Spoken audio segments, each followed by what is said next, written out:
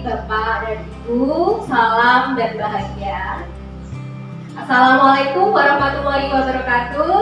Waalaikumsalam warahmatullahi wabarakatuh. Shalom, salam damai sejahtera, Om Swastiastu, Namo Buddhaya, salam kebajikan, rahayu untuk kita semua. Selamat pagi, yang saya hormati Ibu Hasimah selaku Kepala Sekolah SD Negeri Utama Agung, serta Bapak Ibu rekan guru SD Utama Agung. Terima kasih untuk kesempatannya dan terima kasih karena berkenan untuk hadir dalam sesi ini. Dalam kesempatan kali ini, saya akan melakukan diseminasi budaya positif di sekolah. Pak Ibu, saya di depan sini bukan bermaksud untuk mengajari atau menggurui, tapi di sini saya lebih ke sharing pengalaman dan pengetahuan yang saya peroleh agar nantinya bisa kita manfaatkan bersama-sama. Bapak dan Ibu, materi yang akan saya sampaikan adalah budaya positif. Materi ini dikembangkan oleh Andri Nur Cahyani, SBD MS, kemudian Ibu Diah Samsiati Rajasa, MSc, dan Dr. Murti Ayu Wijaya, MPD.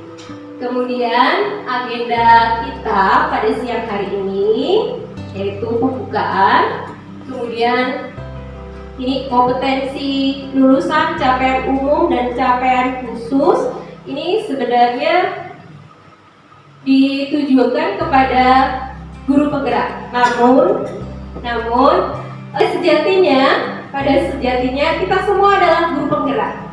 Ya Bapak Ibu, untuk itu marilah kita bersama-sama belajar bersama-sama, sharing pengalaman. Kemudian pemahaman inti, eksplorasi konsep dan refleksi. Bapak dan Ibu, sebelum kita mulai, marilah kita berdoa terlebih dahulu. Semoga acara kita pada siang hari ini berjalan dengan lancar.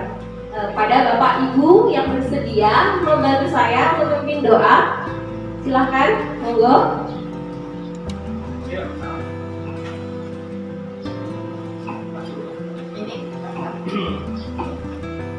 Bismillahirrahmanirrahim.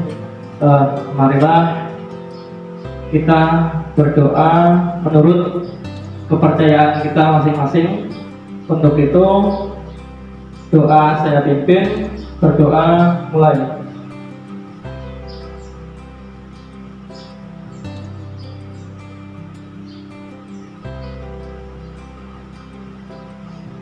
Berdoa selesai. Terima kasih untuk Bapak Gianto yang telah berkenan untuk memimpin doa bersama. Kemudian sebelum kita mulai, kita buat kesepakatan bersama ya Bapak Ibu, supaya kegiatan kita pada siang hari ini dapat berjalan dengan lancar. Kira ada ide? Ikut saja. Ikut Bu. Kemudian, monggo.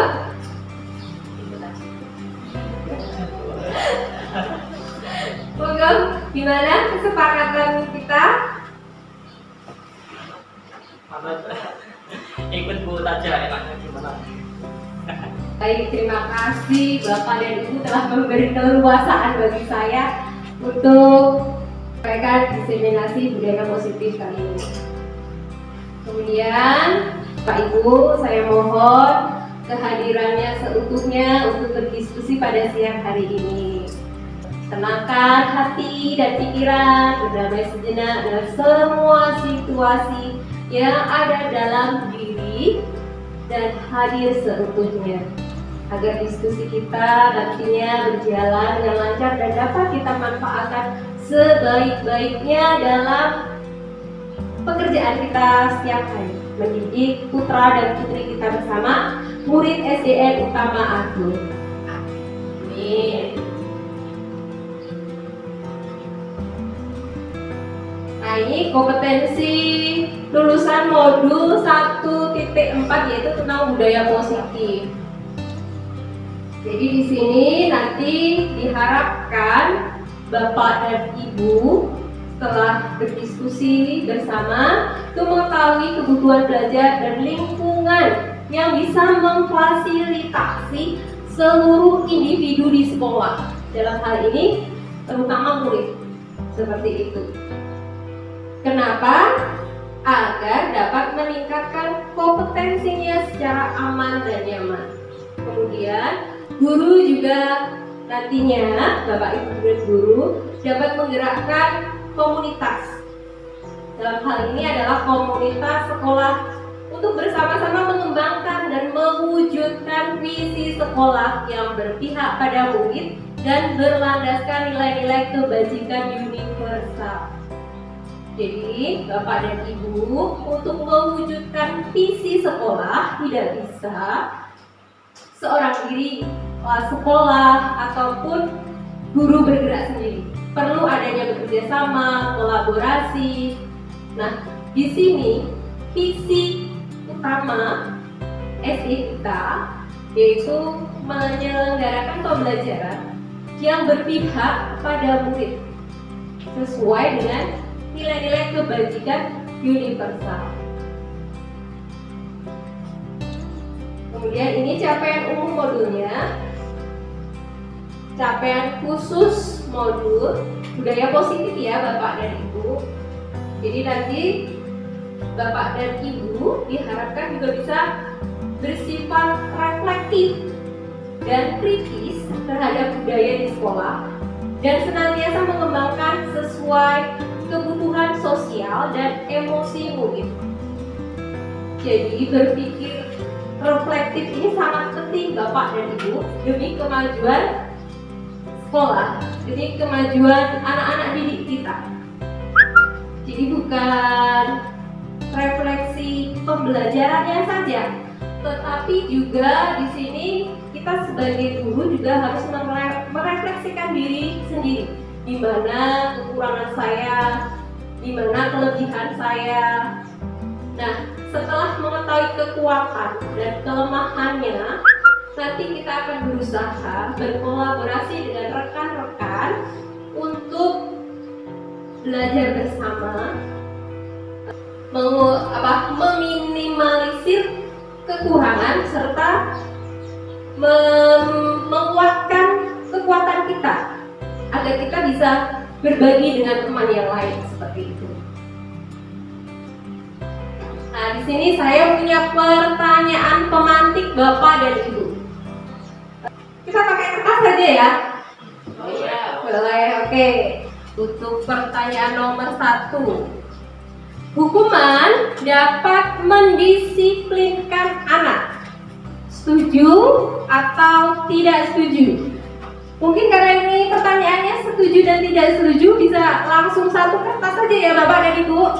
Yang untuk nomor 1 silakan, mohon ditulis setuju atau tidak setuju bahwa hukuman itu dapat mendisiplinkan anak. Jawabannya setuju. Setuju atau tidak setuju bahwa hukuman itu dapat mendisiplinkan anak? Langsung.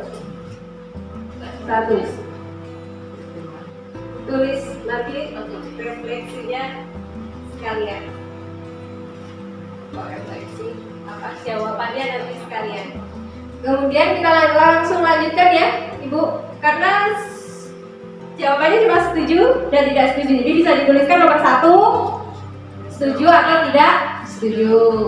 Kemudian nomor 2, pemberian hukuman dengan hal positif seperti membaca atau membersihkan halaman sekolah dapat meningkatkan disiplin anak. Setuju atau tidak setuju?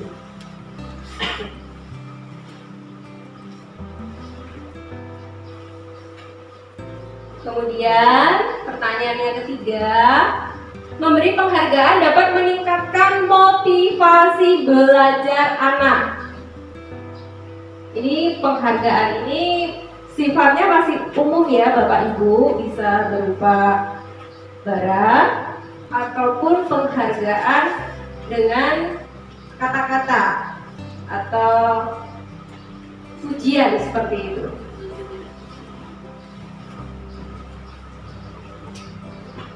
Baik, sudah Bapak Ibu? Kita tempel di depan ya. Ya. Beri nama Bapak Ibu.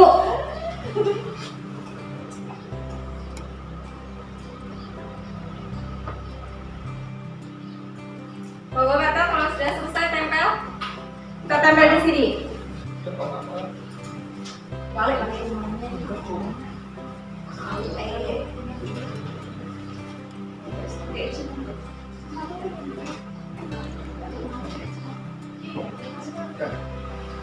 Okay.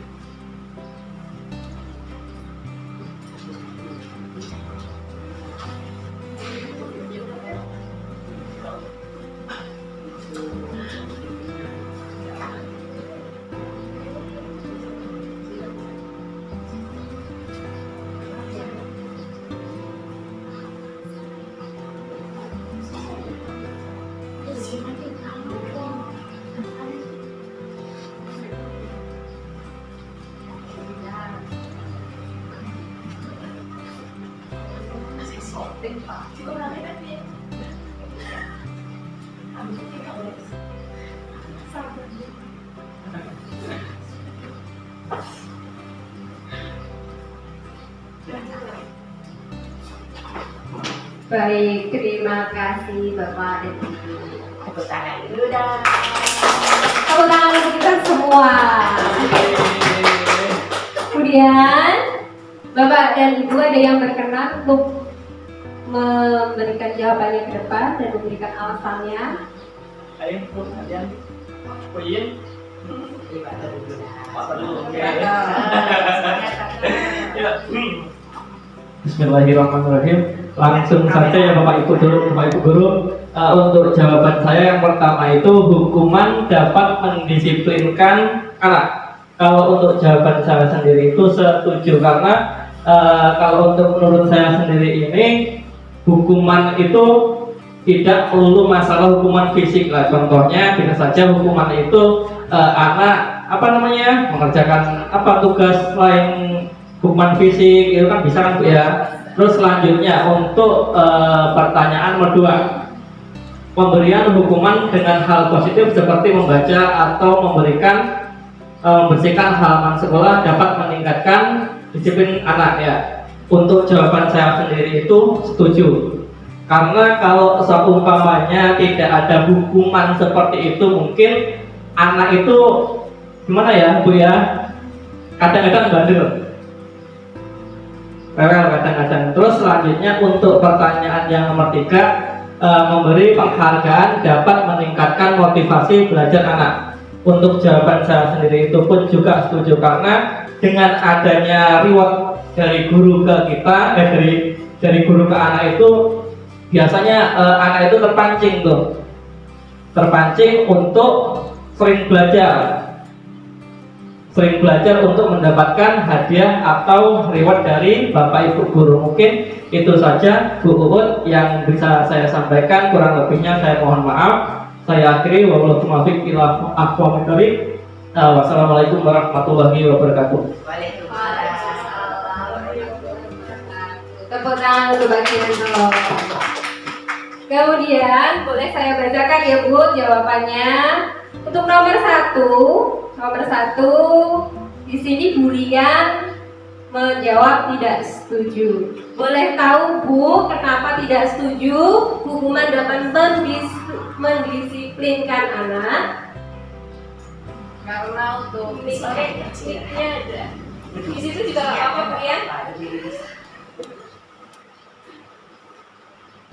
Terima kasih atas waktunya Bu. Terima kasih atas waktunya Bu. Untuk jawaban saya yang pertama tidak setuju karena hukuman dalam pertanyaan ini belum jelas hukuman yang seperti apa.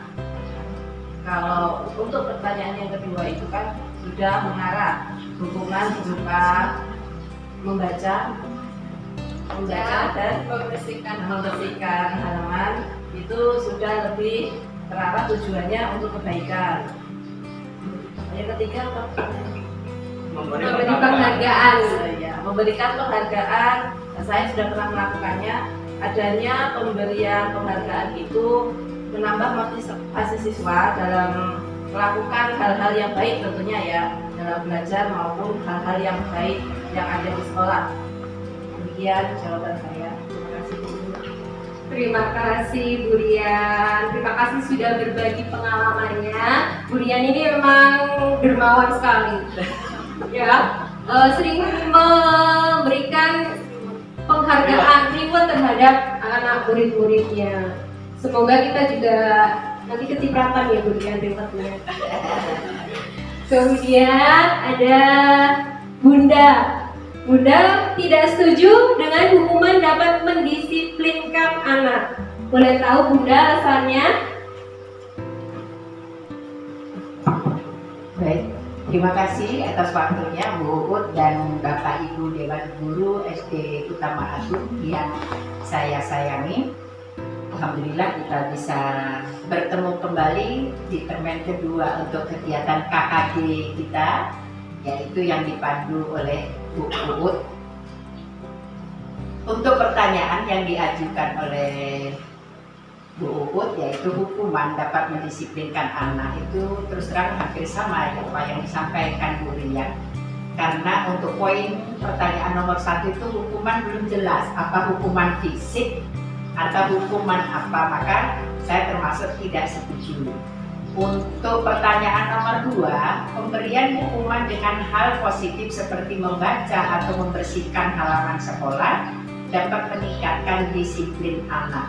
Sangat setuju, karena dengan hukuman tetapi memberikan untuk memotivasi anak-anak juga dalam hal kebersihan, sehingga dia akan terbiasa, tidak akan melakukan hal-hal yang mungkin dilarang oleh gurunya tersebut. Pertanyaan yang ketiga, memberikan penghargaan dapat meningkatkan motivasi belajar anak. Inilah yang diharapkan untuk guru-guru kita di masa yang akan datang. Jadi istilahnya berbagi dengan siswa, walaupun nominalnya mungkin tidak signifikan besar, tapi sedikit yang kita berikan kepada siswa akan diingat anak-anak dan sangat memotivasi anak-anak untuk belajar dan lebih sayang kepada gurunya. Mudah-mudahan tidak hanya Bu Rian atau Bu Uut, saya sih berharap semua guru, khususnya guru SD Utama Agung itu bisa berbagi dengan siswanya. Tidak hanya berbagi ilmunya, tapi bisa berbagi dengan hal-hal yang positif, tentunya mengarah untuk memotivasi siswa-siswinya belajar lebih giat lagi. Mungkin itu Bu Uut yang bisa saya sampaikan. Terima kasih. Assalamualaikum warahmatullahi wabarakatuh. Waalaikumsalam warahmatullahi wabarakatuh. Terima kasih Bunda, jawabannya luar biasa. Tepuk tangan untuk Bunda kita. Oke, biar tambah meriah lagi ya Bu, Bapak dan Ibu, diskusi kita coba. Mana semangat ya? Tepuk semangat. Semangat.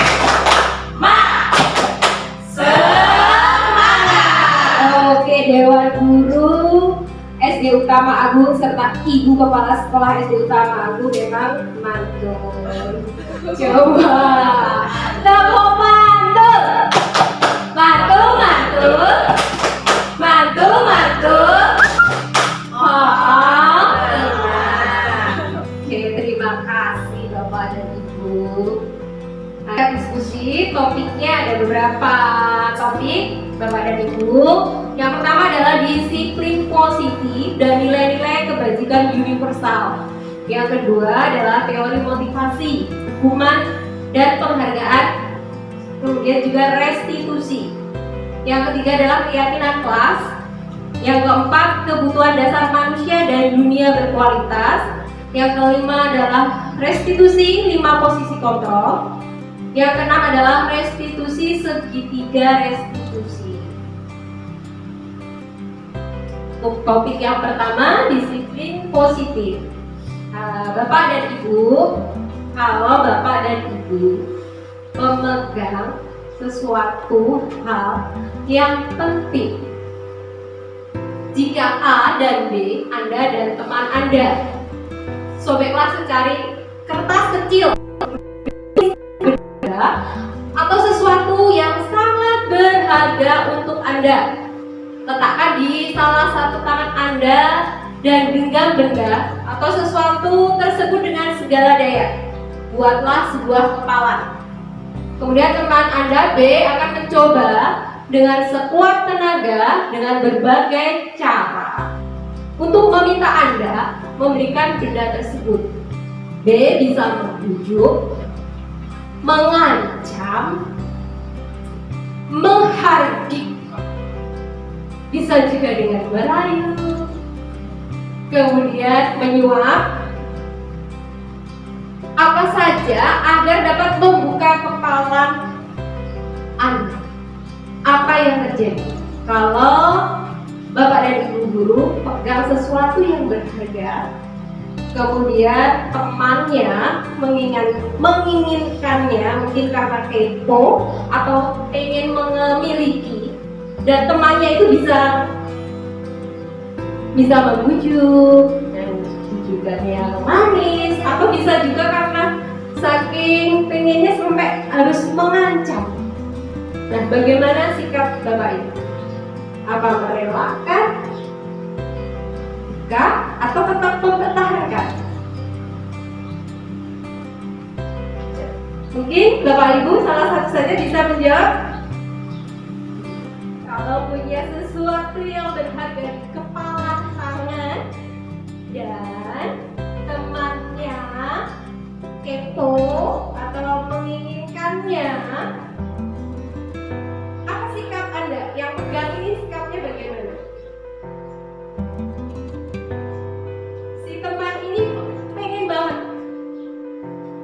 bisa merayu dia, tapi saking pengennya bisa juga dia mengancam. Apakah akan mempertahankan atau karena takut sudah ini? Mungkin Win, monggo. Merelakan atau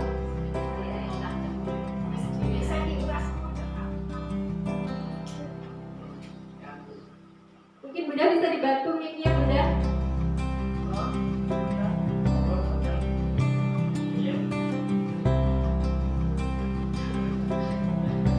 Monggo Bunda.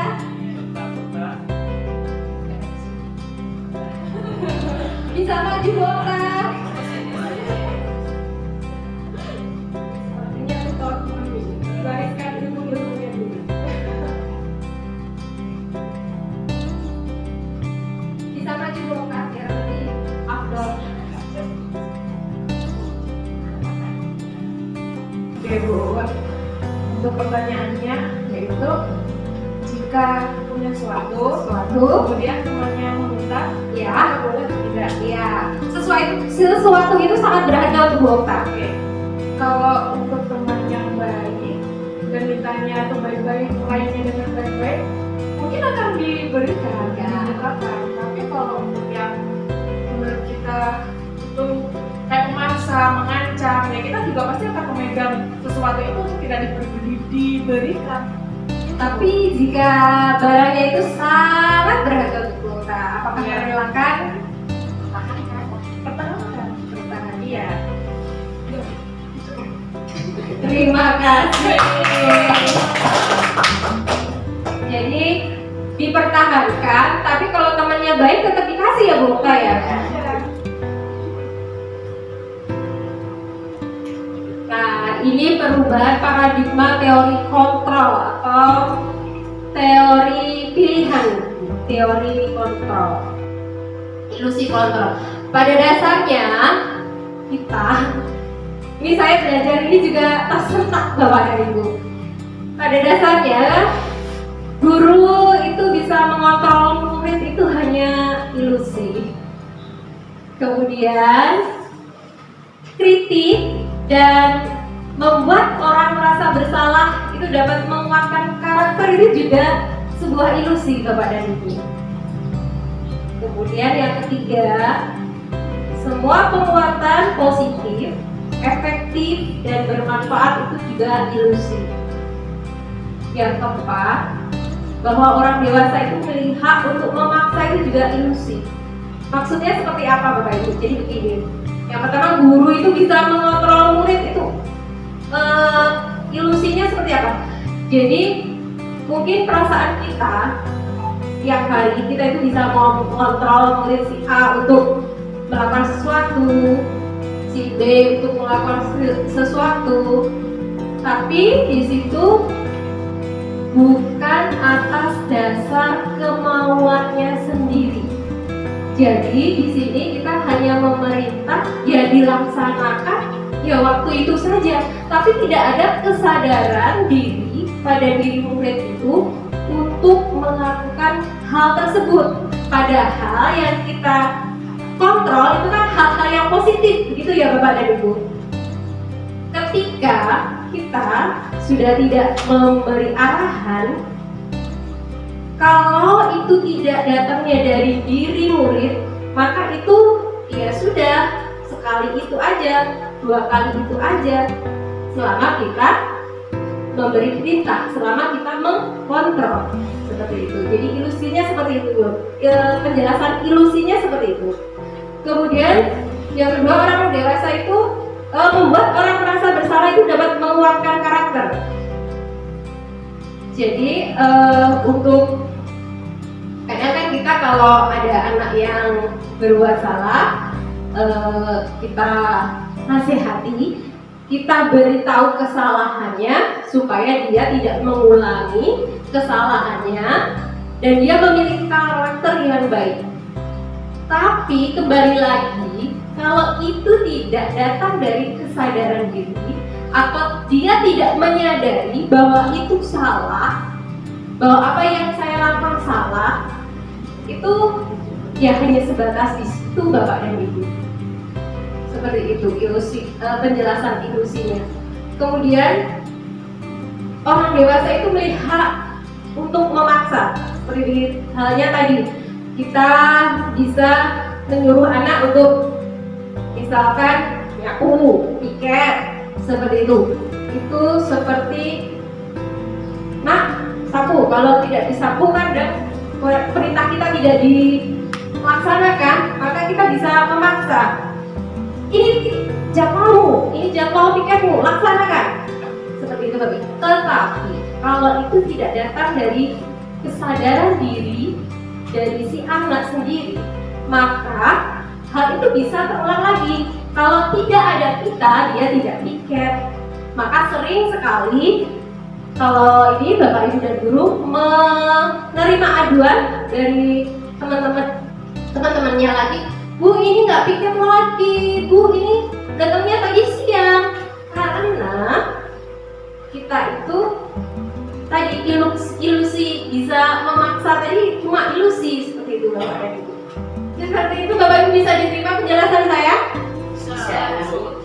Nah, kemudian perubahan paradigma stimulus respon atau teori kontrol atau teori pilihan. Nah, siapa sesungguhnya yang memiliki kontrol? Yang memiliki kontrol untuk melakukan suatu kegiatan, suatu perilaku itu siapa? Nah, berdasarkan teori stimulus respon, kita itu mencoba mengubah orang agar berpandangan sama dengan kita. Seperti halnya kita, ada murid-murid kita mencoba mengubah murid kita berpandangan sama dengan kita untuk berperilaku positif. Hal itu tidak salah Bapak dan Ibu. Hanya saja di sini yang akan kita bagikan adalah kesadaran itu tumbuh dari diri anak, seperti itu. Orang lain bisa mengontrol saya. Stimulus respon ini. Orang lain bisa mengontrol terhadap perilaku kita. Mungkin faktor-faktor luarnya, faktor-faktor dari luar eksternal. Berdasarkan teori kontrol, Anda tidak bisa mengontrol orang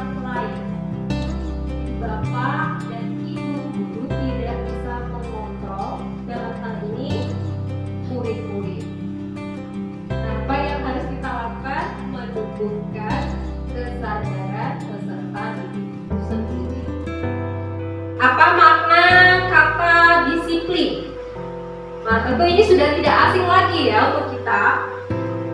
Kata disiplin itu berasal dari bahasa Latin, yaitu disciplina yang artinya belajar. Makna asal dari kata disiplin itu berkonotasi dengan disiplin diri dari murid-murid Sokrates dan Plato. Disiplin diri membuat orang itu menggali potensinya menuju sebuah tujuan apa yang dia hargai. Sekali lagi, disiplin itu membuat orang itu bisa menggali potensinya menuju sebuah tujuan apa yang dia hargai. Namun dalam budaya kita, makna disiplin itu telah berubah menjadi sesuatu yang dilakukan seseorang pada orang lain untuk mendapatkan kepatuhan. Hal ini sangat akrab sekali dengan kehidupan kita sehari-hari ya Bapak dan Ibu.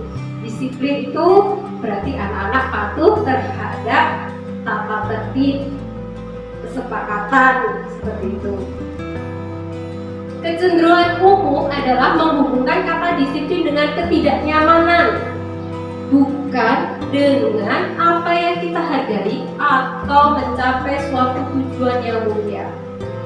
Jadi disiplin itu lebih dikonotasikan terpaksa, sehingga kita tidak nyaman.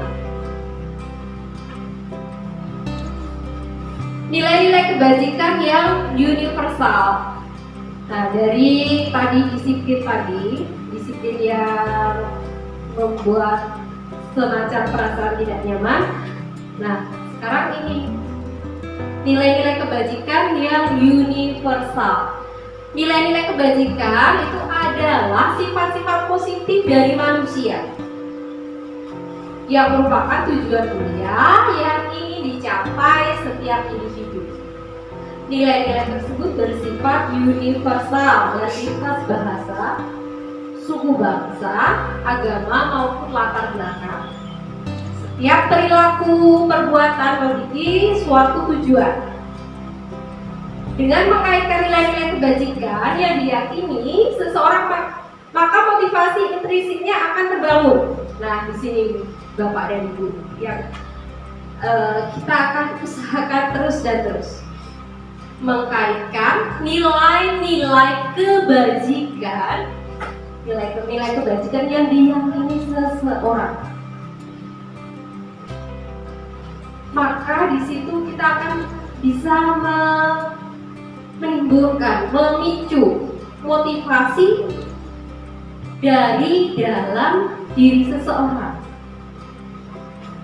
untuk mencapai tujuan yang mulia. Tujuan yang mulia tentu saja kita tahu bersama yang kita usahakan setiap hari. Tapi bedanya di sini adalah dengan membangun kesadaran dari peserta didik kita. Nilai-nilai kebajikan yang ingin dicapai oleh setiap anak Indonesia kita kenal dengan profil pelajar Pancasila. Nah, ada 6 dimensi ya Bapak Ibu yang pasti sudah tidak asing lagi ya. Beriman dan bertakwa. Gimana Bapak Ibu bisa menyanyikannya? Bisa. Kita nyanyikan bersama coba Bapak dan Ibu. Pelajar Pancasila, beriman dan bertakwa pada Tuhan yang Esa dan berakhlak mulia, berkebinekaan lokal, gotong royong mandiri, kreatif dan bernalar kritis. Nah, ini nilai-nilai kebajikan yang kita gaungkan untuk setiap anak Indonesia, agar anak Indonesia itu beriman, kemudian memiliki sikap mandiri, bisa bernalar kritis, sehingga mampu menyelidiki, mampu menganalisis. Sehingga tadi saya jelaskan juga pada anak-anak, karena hari ini tanggal 28 Oktober kita memperingati Hari Sumpah Pemuda, saya tekankan pada anak-anak kemampuan untuk berpikir kritis ini. Jangan sampai nanti kamu ya nak, nanti jangan sampai kamu bisa diadu domba lagi seperti zaman dulu kita dijajah oleh bangsa asing. Maka penting sekali kalian untuk belajar berpikir kritis, tidak langsung percaya pada apa yang dikatakan oleh seseorang, tetapi gunakan kemampuan kalian untuk berpikir, iya enggak, benar atau enggak, seperti itu. Kemudian Bapak dan Ibu, kita masuk ke topik kedua, teori motivasi, hukuman dan penghargaan serta restitusi. Sebelum masuk ke topik yang kedua, mungkin ada pertanyaan atau klarifikasi atau penguatan dari Bapak dan Ibu. Cukup kayaknya, karena ya kita sudah melakukan semua sebagai guru, cuma mungkin belum terarah yang lebih keinginan kita. Kita masih terbawa hal-hal yang untuk membiasakan anak itu memang sulit, termasuk kebersihan itu membiasakan anak. Jadi begitu melihat sampah itu otomatis begitu. Nah itulah yang harus kita tanam. Nah, mungkin kedepannya akan lebih kita menanamkan kepada putra-putri kita, terutama anak-anak SD utama Agung khususnya. Benar sekali Bunda, memang tantangannya sekarang lebih berat. Makanya walaupun kita kadang menggunakan hukuman, tapi tujuan kita baik. Dan setelah mengetahui ilmu ini, saya sendiri jadi lebih sabar, karena di situ kita poinnya itu menanamkan pada diri anak, menumbuhkan kesadaran. Jadi ya memang harus lebih sabar, karena hal-hal seperti itu tidak bisa kita capai dalam 1-2 bulan, bahkan mungkin 1 tahun juga belum kelihatan. Tapi dengan sikap optimis dan terus sabar, konsisten, saya yakin dengan bekerja sama dengan Bapak Ibu semua, saya yakin SD Utama Agut pasti bisa. Semangat untuk kita semua.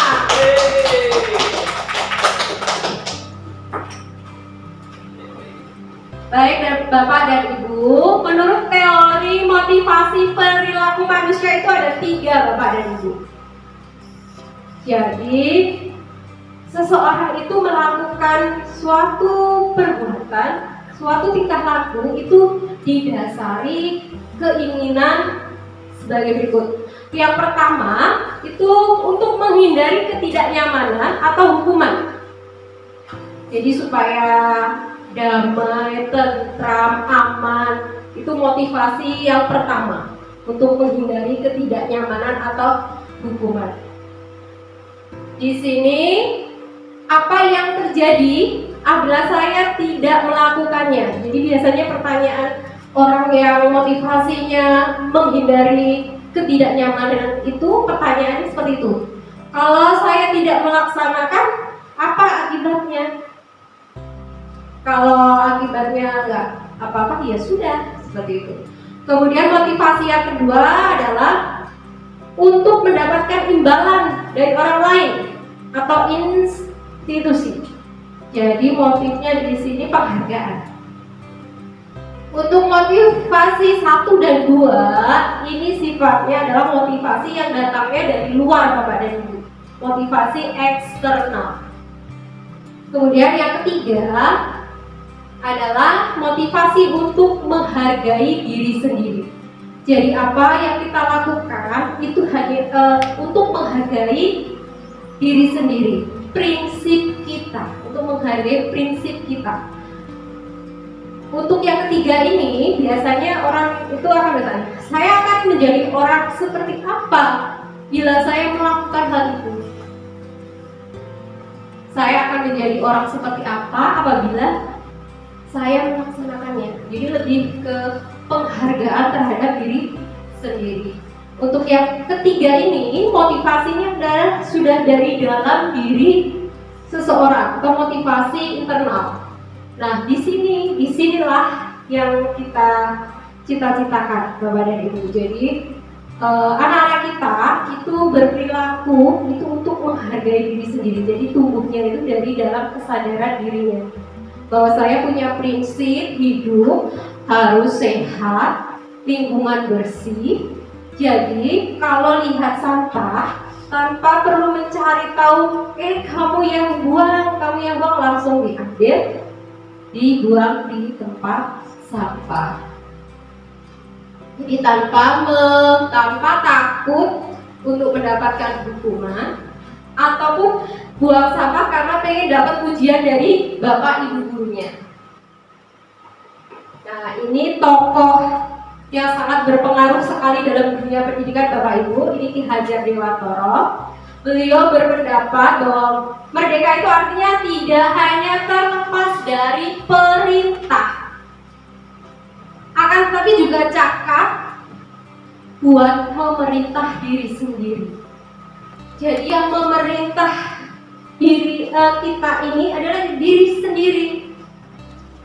Saya mau meningkatkan kompetensi saya, itu diri sendiri yang memerintahkan, bukan karena atasannya, bukan karena temannya, tapi tetap di sini dukungan teman, dukungan ibu kepala sekolah itu juga sangat membantu dan sangat penting. Jadi di sini saya tekankan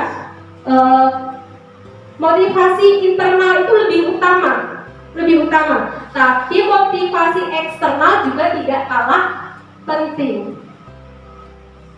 Itu Bapak dan Ibu. Orang kalau memiliki motivasi dalam diri sendiri, itu daya juangnya akan lebih besar ketimbang motivasi dari luar, dorongan ayo ikut ini, ayo ikut itu. Tetapi walaupun dari diri sendiri ini sudah sangat besar, tapi jika alam tidak berpihak, dukungan dari sekitarnya tidak bagus, ya dia bisa tumbang juga. Jadi di sini harus ada keharmonisan. Tapi yang paling penting adalah motivasi dari dalam diri sendiri. Begitu ya Bapak dan Ibu.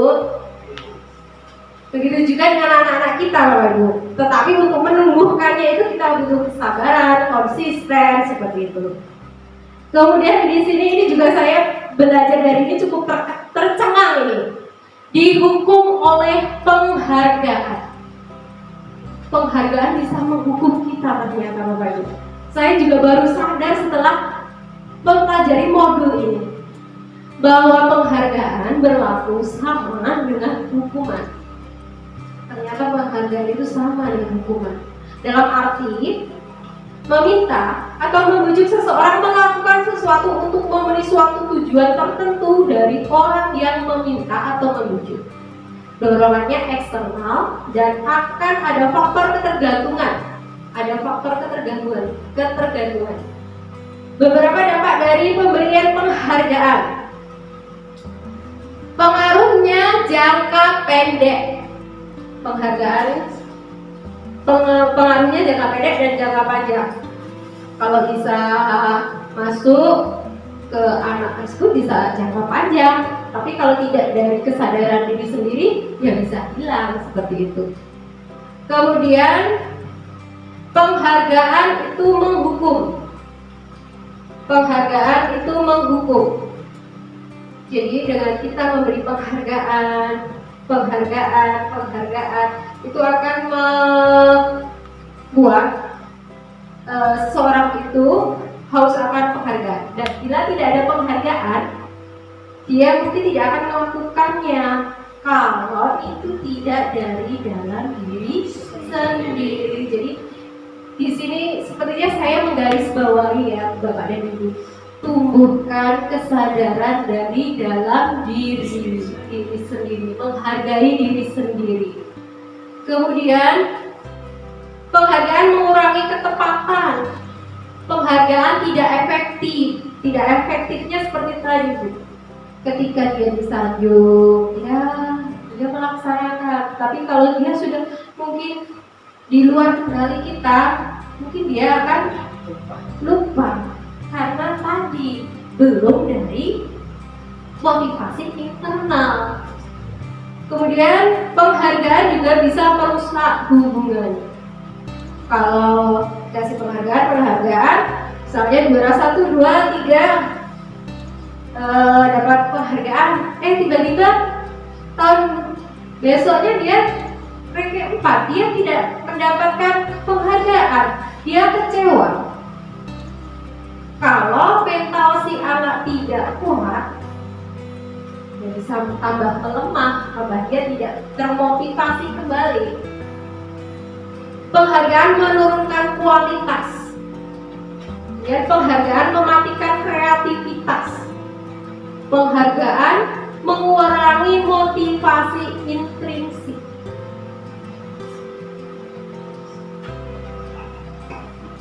Nah, ini salah satu program untuk menumbuhkan kesadaran tadi. Sekali lagi, tidak ada salahnya kita memberi penghargaan, tetapi tetap poinnya kita harus menumbuhkan kesadaran dari dalam diri sendiri untuk bisa menghargai prinsip hidupnya, nilai-nilai positif yang ada pada dirinya yang harus dia pegang. Dalam memberikan apresiasi, pengakuan perlu diingat beberapa hal. Memberi pengakuan secara khusus, jadi dia dihargai itu karena apa? Memberi penghargaan secara pribadi, jadi nanti dididik anak itu tidak jumawa, tidak sombong seperti itu. Memberi pengakuan kepada semua murid bergantian. Jadi penghargaan, ujian itu tidak hanya tertuju pada satu murid saja, karena setiap anak itu unik. Setiap anak itu unik, Bapak dan Ibu pasti memiliki kelebihan. Nah, kelebihan itu harus kita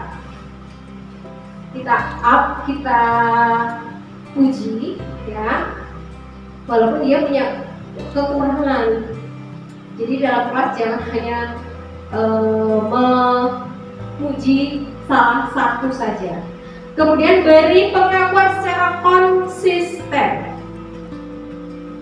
Kemudian tidak kalah pentingnya adalah fokus pada proses. Walaupun hasilnya belum sesuai dengan apa yang kita harapkan, tapi kalau anak sudah berusaha, berproses, itu perlu kita beri pengakuan. Nah, ini contoh dari pengakuan atau apresiasi kebajikan. Oke, kemarin saya perhatikan Lena, kamu bajunya rapi, pembukaannya bisa seperti kemarin saya perhatikan. Kemudian nilai kebajikannya rasa emosi, rasa empati besar, rasa empatimu besar sekali. Kemarin saya perhatikan Lena, rasa empatimu besar sekali. Seperti itu ketika anak menolong murid lain dalam kelas.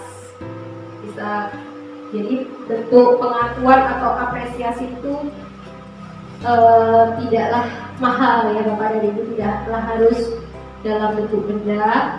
Kita juga bisa memberikan pengakuan sekecil apapun. Anak meminjamkan pensilnya, kita beri apresiasi. Kemarin Ibu perhatikan kamu beri pinjam pensil pada temanmu, terima kasih ya nak. Begitu. Kemudian contoh lain, saya menghargai kepedulianmu pada waktu kerja kelompok. Kemudian mengucapkan terima kasih karena anak sudah mengerjakan PR, berarti dia sudah bertanggung jawab.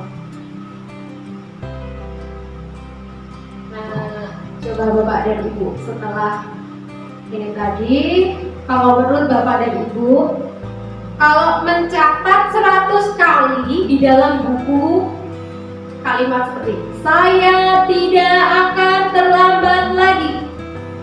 Karena si anak tadi terlambat ke sekolah, itu merupakan hukuman atau konsekuensi. Mungkin bisa langsung saja.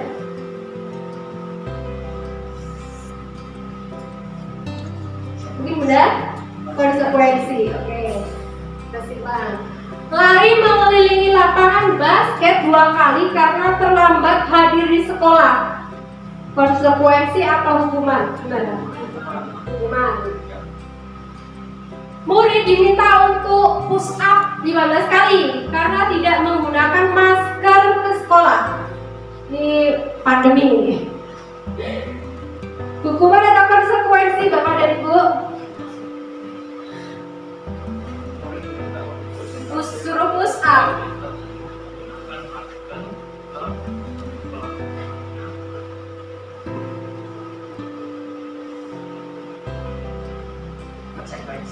Konsekuensi.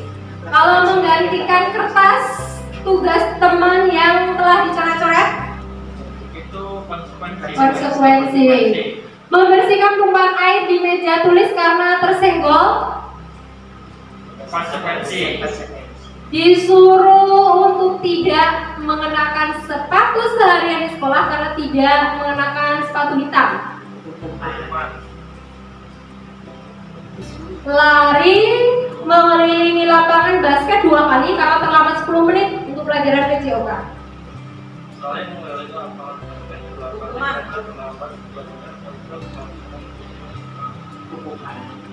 Kalau nomor 1 hukuman, benar apa salah tadi? Hukuman. Nomor 2 lari tadi juga hukuman. Nomor 3 juga hukuman. Yang konsekuensi, hukuman dan konsekuensi. Di sini apa yang kita simpulkan Bapak dan Ibu? Kalau hukuman itu biasanya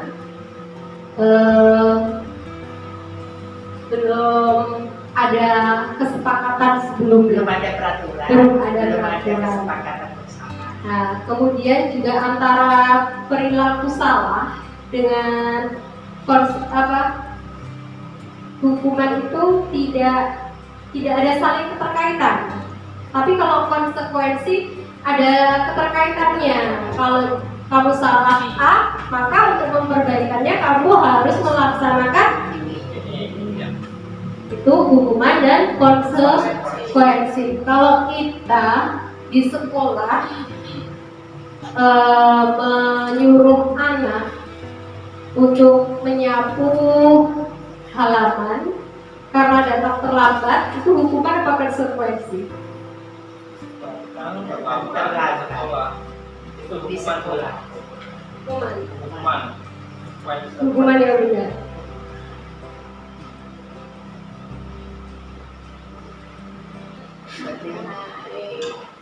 Hukuman itu sesuatu yang menyakitkan dan harus terjadi. Kemudian membuat anak sakit fisik maupun hati untuk jangka waktu yang lama.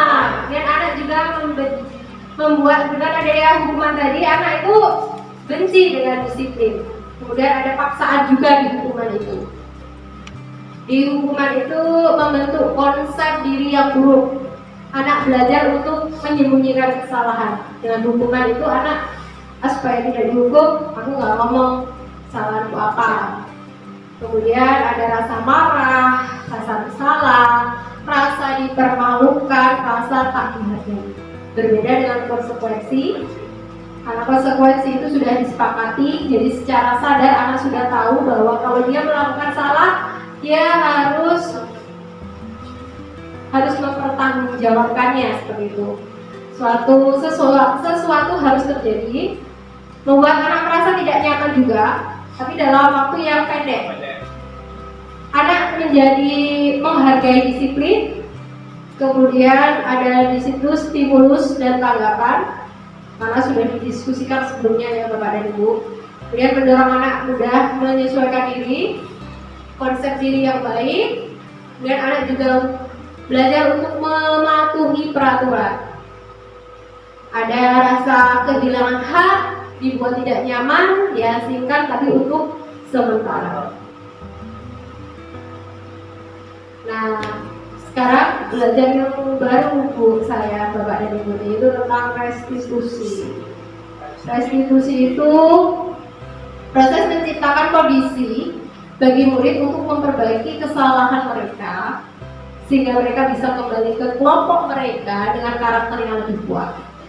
Restitusi juga merupakan proses kolaboratif yang mengajarkan murid untuk mencari solusi atas masalah mereka dan membantu murid berpikir tentang orang seperti apa yang mereka inginkan, yaitu menjadi tujuan mulia, dan bagaimana mereka harus memperlakukan orang lain. Jadi di sini di restitusi ini kita mengajarkan murid untuk menghargai diri sendiri, untuk mendatangkan motivasi dalam diri sendiri, menemukan kesalahannya dan berusaha mencari solusi atas permasalahan yang ia hadapi. Ini jadi kalau kita iri dalam bentuk identitas, hukuman itu merupakan identitas gagal. Kalau anak dihukum berarti dia gagal, melakukan kesalahan. Tetapi ketika dia diberi konsekuensi atau kita melakukan restitusi, itu ada identitas sukses. Walaupun anak tadi melakukan kesalahan, tapi ada identitas sukses karena dia memperbaiki kesalahannya. Dan di sini satu langkah lebih maju, satu langkah lebih efektif itu dengan menggunakan restitusi. Karena kita menuntun anak untuk berpikir kritis, mengenali salahnya apa, nilai positif yang ia pegang itu apa, dan dia bisa menghargai nilai tersebut. Nah, ini ciri-ciri dari restitusi. Restitusi itu bukan menebus kesalahan, namun untuk belajar dari kesalahan. Jadi perlu ditekankan pada anak-anak bahwa dalam belajar itu melakukan kesalahan itu adalah hal yang manusiawi. Yang perlu diajarkan adalah bagaimana kita belajar dari kesalahan tersebut. Dengan melakukan restitusi kita juga akan memperbaiki hubungan. Karena kita tidak mengejas, kita tidak langsung, oh kamu salah nak, tetapi kita menggali apa masalahnya. Kemudian kita berusaha untuk memancing, menuntun anak itu supaya menemukan jawaban dari permasalahan sendiri, solusi dari permasalahan sendiri. Jadi dia memiliki kepercayaan diri karena dia bisa memperbaiki kesalahannya. Kemudian restitusi juga fokus pada solusi. Jadi solusi apa yang bisa dia peroleh kalau dia melakukan kesalahan seperti ini. Jadi datangnya solusi itu dari diri anak sendiri, seperti itu Bapak dan Ibu. Baik, kita masuk ke eksplorasi konsep yang ketiga. Tema kita yang ketiga yaitu tentang keyakinan kelas. Ini kaitannya dengan tadi nilai-nilai yang ada pada diri anak tadi untuk menumbuhkan kesadaran dari dalam diri sendiri sehingga kedisiplinan itu akan tumbuh dan tumbuh. Nah, ini mengapa tidak peraturan saja? Mengapa harus keyakinan kelas? Mengapa kita memiliki peraturan harus menggunakan helm bila mengendarai kendaraan roda 2? Alasannya untuk keselamatan. Nah, keselamatan itu untuk siapa? Diri sendiri. Nah, itu dari ditimbulkan kesadaran untuk menjaga keselamatan diri sendiri. Nah, untuk mendukung motivasi intrinsik, kembali ke nilai-nilai atau keyakinan-keyakinan lebih menggerakkan seseorang dibandingkan mengikuti serangkaian peraturan-peraturan. Jadi menimbulkan motivasi intrinsik itu akan lebih bermakna walaupun kita memerlukan waktu yang lebih lama. Jadi Bapak dan Ibu guru pengaruh nih. Kalau peraturan kelas itu pengaruhnya situ. Keyakinan kelas itu lebih luas.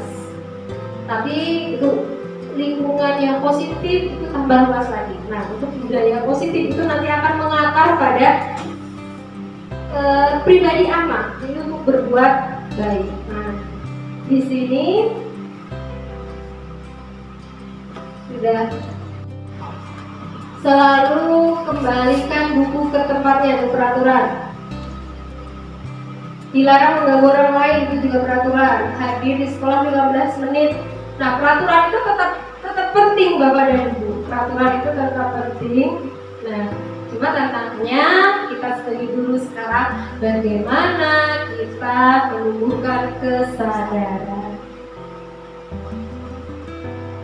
Nah, ini tadi selalu kembalikan buku ke tempatnya. Keyakinan kelasnya anak-anak harus tanggung jawab. Nanti di situ tanggung jawab itu udah rentetannya sudah banyak. Tidak hanya mengembalikan buku ke tempatnya, tapi juga hal-hal yang lain. Dilarang mengganggu orang lainnya. Orang lain berarti harus menghormati orang lain. Menghormati itu tidak hanya mengganggu, tapi juga mendengarkan ketika temannya berbicara seperti itu. Nah, ini tentang keyakinan kelas. Jadi keyakinan kelas itu lebih luas. Nah, sebelum masuk ke materi kita yang keempat, ini ada feedback dari Bapak dan Ibu guru. Sama suku. Ada yang ditanyakan? Ada yang perlu kita diskusikan.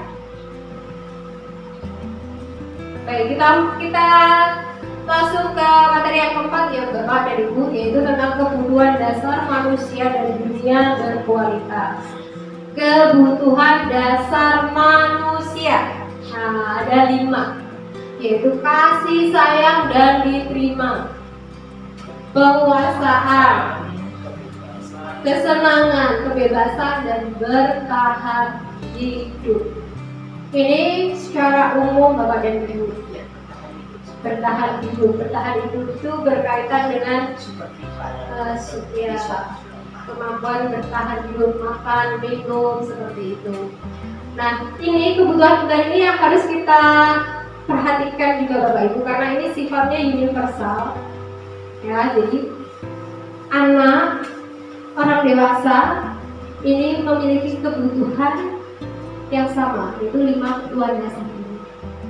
Di mana kebutuhan dasar ini akan menjadi dasar atau motivasi seseorang untuk berperilaku.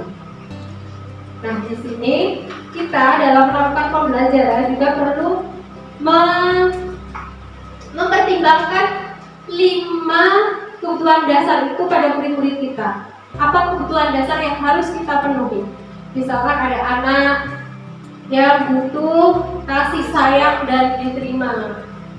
Biasanya mungkin Bunda pernah yang anaknya berperilaku istimewa lah seperti itu ya Bunda, karena kebutuhan kasih sayangnya di rumah itu belum terpenuhi.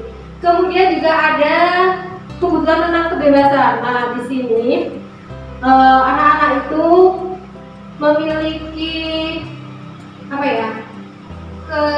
kebutuhan untuk memilih. Misal si anak itu belajar senangnya dengan membaca, tapi ada juga yang senangnya belajar tapi sambil bergerak. Nah, kebebasan seperti itu juga harus kita perhatikan Bapak dan Ibu. Makanya disarankan untuk sekarang ini menggunakan metode yang bermacam-macam, beragam, itu sangat disarankan karena untuk memenuhi kebutuhan murid itu sendiri. Kemudian anak-anak itu juga butuh akan kesenangan, ya, kesenangan. Artinya dalam belajar itu anak juga perlu senang seperti itu. Kalau dia stres, ini kebutuhan akan kesenangannya tidak terpenuhi, sehingga ya mandat pelajarannya nggak masuk seperti itu Bapak Ibu. Kemudian 5 posisi kontrol. Tadi berkaitan dengan identitas gagal dan identitas berhasil. Dari identitas gagal tadi dengan hukuman, pembuat rasa bersalah, ya.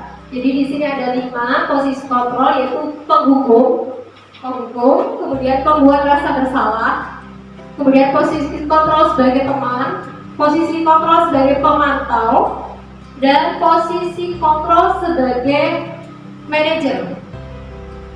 Nah, di sini kita sering, Bapak dan Ibu guru, memposisikan diri kita sebagai penghukum, kemudian sebagai pembuat rasa bersalah.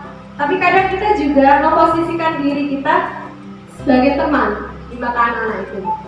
Kadang kita juga memposisikan diri kita sebagai pemantau. Apakah anak itu sudah disiplin, kita pantau. Nah, di sini Bapak Ibu, sebagai manajer ini tantangannya bagi saya pribadi, saya masih jarang melakukan posisi kontrol sebagai manajer ini. Kalau penghubung ini seperti contohnya ini, gurunya berbagi ini, langsung menghardik, aku salah, kamu udah nyakitin teman, itu penghubung. Kemudian kalau guru itu di posisi pembuat rasa bersalah, dia akan berkata, kamu nggak kasihan sama guru, sudah ini loh nyiapkan ini semua untuk kamu belajar, kamu nggak kasihan. Itu posisi pembuat rasa bersalah. Kemudian posisi teman dengan membuat aturan dengan membuat alasan-alasan untuk murid. Jadi di sini lebih dekat dengan murid untuk misalkan ngomongnya, ayolah, kita belum. Kemudian pemantau, memastikan setiap tata tertib itu berjalan sebagaimana mestinya. Nah, ini ya manajer ini posisi menghargai diri sendiri. Jadi apa yang kita yakini, apa yang kita bisa kita kerjakan untuk memperbaiki masalah yang kita hadapi.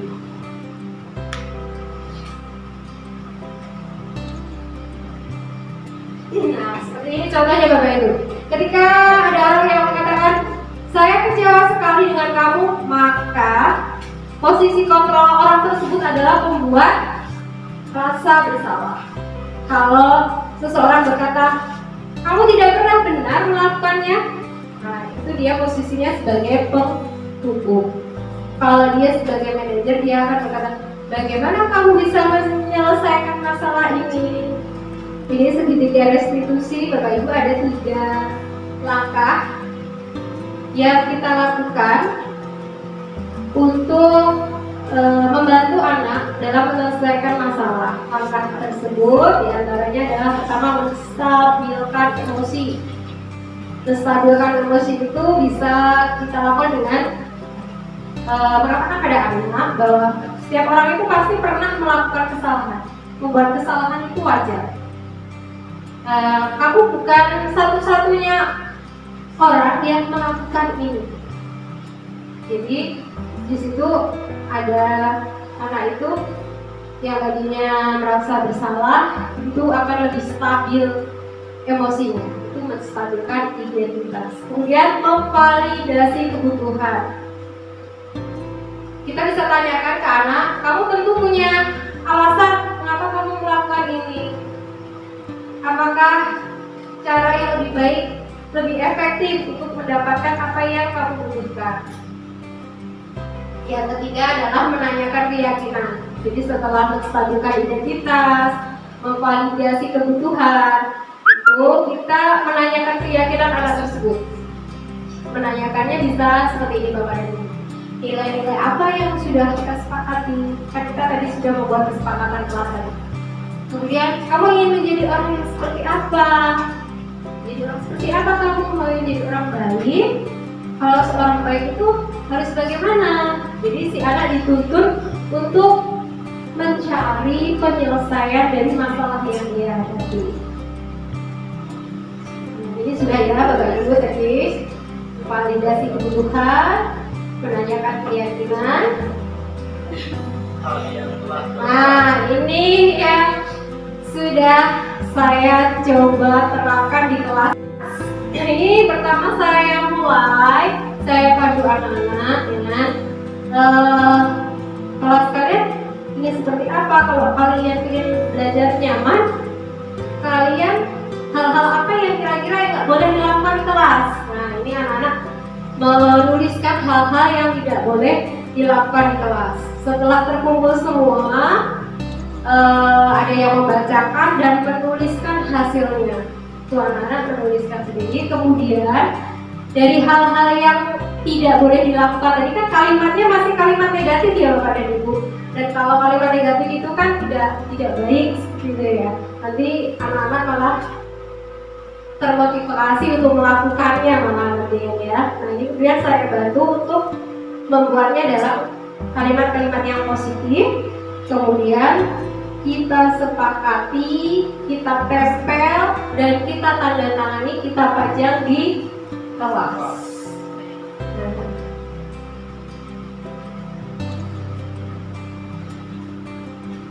Kemudian untuk segitiga restitusinya,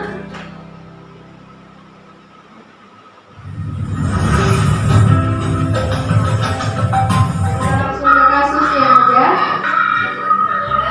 Ini kasusnya adalah si anak itu kalau piket dia seringnya datangnya siang.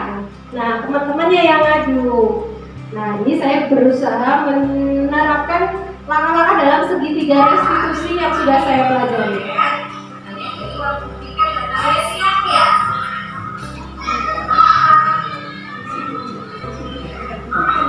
Oke, Bapak dan Ibu, kita sudah membahas dan mendiskusikan topik-topik kita pada siang hari ini.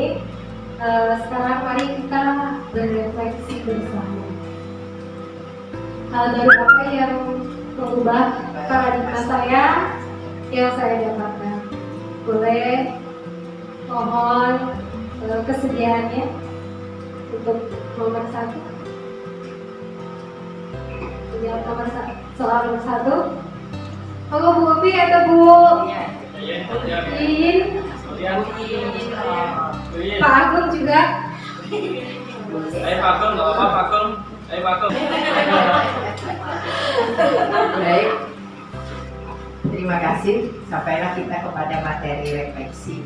Tentunya dalam refleksi ini hal baru apa yang mengubah paradigma saya yang saya dapatkan untuk pertemuan dulu ini.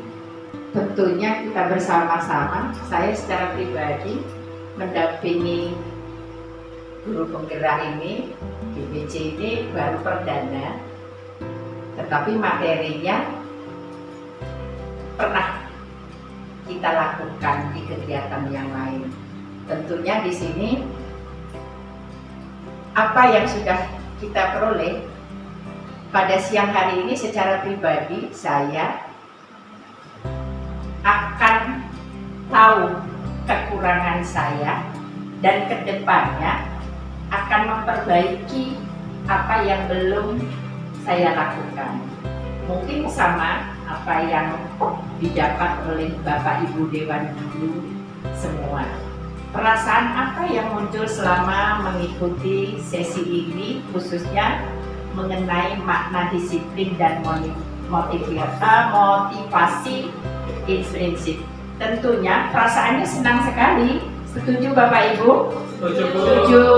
Dengan begini kita tidak harus mengundang pakarnya, teman sejawat kita sudah bisa menyampaikan materi dan itu bisa kita peroleh. Tentunya makna disiplin itu sangat penting dari diri kita sendiri. apalagi saya selaku yang dituakan di sini, tidak harus ada saya, Bapak Ibu Dewan Guru itu disiplin, tapi Bapak Ibu Dewan Guru juga punya kesadaran pribadi secara mendalam ke depannya apa yang kita inginkan. Motivasinya tentu motivasi baik sekali. Mudah-mudahan Bapak Ibu yang lain mengikuti jejaknya Bu Uut. Motivasi intrinsik yaitu kedekatan, pendekatan. Makanya kalau saya sih pribadi, pelajaran di pramuka itu paling utama itu pendekatan ke anak. Karena anak itu belum tentu apa yang kita lihat itu sesuai dengan apa yang dia lakukan. Makanya kadang-kadang banyak sekarang film-film memotivasi dari luar negeri. Padahal sebenarnya kita sudah melakukan. Anak itu didudukkan, apa yang dilakukan Bu Uut itu ya itulah kita. Tapi kalau dulu itu tidak di video, tidak diprogramkan, kita spontan. Tapi kalau sekarang ini kan harus ada dokumentasinya yang lengkap. Pendekatan ke siswa. Kalau saya pribadi ya pendekatan ke guru saya anggap anak saya supaya kita menciptakan rasa senang. Katanya borongan ya? Benar. 3, peran among. Tentunya kita selaku guru itu ya ngomong apa yang disampaikan di Hajar Dewantoro itu. Ya ada trilogi pendidikan itu harus ada, harus ditanamkan betul-betul kepada semua guru. Kalau trilogi pendidikan itu sendiri kita tanamkan, insya Allah di semua kegiatan, khususnya Bapak Ibu sehari-hari mengajar ya akan selalu terkenal. Harus menanamkan trilogi pendidikan yang ditanamkan oleh Bapak Pendidikan kita yang pertama, yaitu di Hajar Dewantoro. Itu peran among. Apakah saya telah lakukan selama di modul ini? Tentunya Bapak Ibu sudah melakukan, hanya mungkin kembali lagi belum didokumentasikan. Among kita, siswa datang di depan kita cuma sekedarnya loh salaman, itu kan berarti mengemong anak-anak kita menciptakan disiplin. 4, saya akan merasa among yang seperti apakah setelah mengikuti modul ini? Tentunya kalau saya pribadi, tentunya saya punya momongan nih 9 guru. Nah Bapak Ibu juga punya momongan, siswa-siswanya, siswa-siswinya di kelas masing-masing. Among itu yang ngomong. Jadi tidak hanya dari trilogi pendidikan itu di sini ditekankan dengan sistem amongnya, mengemong. Ngomong itu tentunya dengan kesabaran. Kita merasa saya nggak pernah marah loh, saya tidak pernah ini loh sama anak, tapi belum tentu. Kadang ucapan itu secara verbal kita sudah menyakiti anak. Nah dengan hal-hal seperti itu mungkin kita belum terkontrol. Dengan adanya guru penggerak yang dilaksanakan Bu Uut, ya tentunya kita semua, saya selaku yang dituakan di sini dan Bapak Ibu guru, ya dengan senang sekali mengingatkan kembali apa yang mungkin sudah tidak menggebu-gebu lah. Dengan adanya kegiatan ini kita akan menciptakan suasana yang lebih humanis, baik itu kepada siswa, teman sejawat, dengan atasan, dengan lingkungan sekolah, dengan komite sekolah, masyarakat di sekitarnya. Kalau kita dengan humanis, insya Allah terciptanya keluarga yang hebat. Bahkan untuk menuju guru profesional itu lebih jangkauannya ke depan. Mungkin itu Bu, karena disuruhnya borongan, karena waktu ya saya borong sekalian, nanti tinggal hitungannya ya Bu. Terima kasih. Sama-sama Bunda, terima kasih, luar biasa sekali Bunda. Tepuk tangan Bunda. Baik Bapak Ibu, kita sudah di penghujung acara. Terima kasih sekali lagi Bapak dan Ibu berkenan untuk mendukung saya, mensupport saya dalam kegiatan ini. Saya harap Bapak dan Ibu, demikianlah diskusi kita pada siang hari ini. Semoga bisa bermanfaat dan kita akhiri dengan berdoa. Berdoa, menurut agama dan kepercayaan masing-masing dipersilahkan. Cukup. Sekian Bapak dan Ibu, terima kasih atas perhatiannya dan kesempatan. Ini saya akhiri pada kegiatan kali ini. Perdana Baso si kampus, Pak Tiamanjo, Wak Basa si kurang ujung di Ibu, Mahat Ngalimpuro. Ya, Bu.